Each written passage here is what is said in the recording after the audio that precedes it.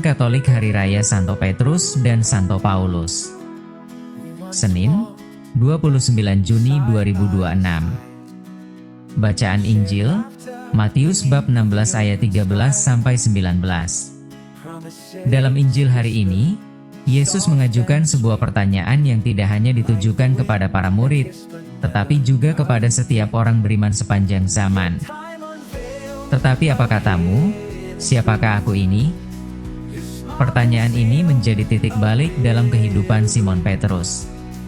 Di tengah berbagai pendapat orang tentang Yesus, Petrus dengan penuh keyakinan menjawab, "Engkau adalah Mesias, Anak Allah yang hidup." Pengakuan iman itu bukan lahir dari kepandaian Petrus, melainkan karena hatinya terbuka terhadap karya Allah.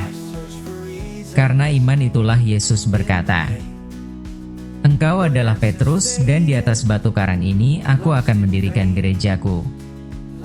Petrus bukanlah manusia yang sempurna. Ia pernah tenggelam karena kurang percaya, pernah menyangkal Yesus 3 kali, bahkan beberapa kali ditegur oleh gurunya. Namun, justru dari kelemahan itulah Tuhan membentuknya menjadi pemimpin gereja. Demikian pula Santo Paulus.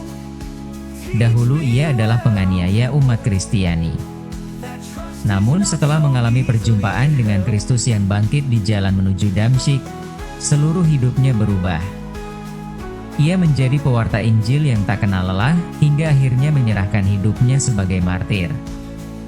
Hari Raya Santo Petrus dan Santo Paulus mengajarkan bahwa Tuhan tidak mencari manusia yang sempurna. Tuhan mencari hati yang mau bertobat, mau belajar, dan mau menyerahkan hidup kepadanya. Yesus masih mengajukan pertanyaan yang sama kepada kita hari ini. Menurutmu, siapakah aku? Jawaban kita tidak cukup hanya melalui doa atau kata-kata indah. Jawaban itu harus tampak dalam kehidupan sehari-hari. Ketika kita tetap jujur meskipun harus rugi, kita sedang mengakui Yesus sebagai Tuhan.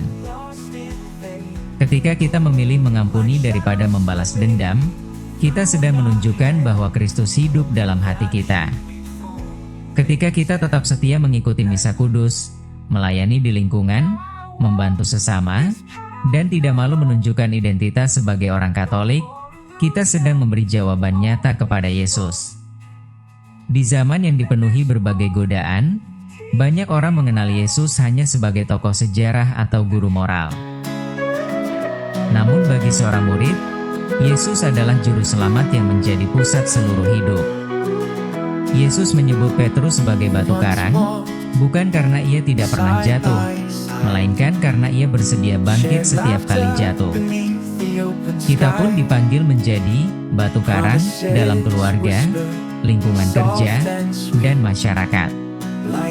Dunia membutuhkan orang-orang yang dapat dipercaya, menjadi pembawa damai, menjaga kejujuran, serta tetap teguh mempertahankan iman di tengah berbagai tantangan. Setiap keluarga membutuhkan ayah dan ibu yang menjadi batu karang bagi anak-anaknya.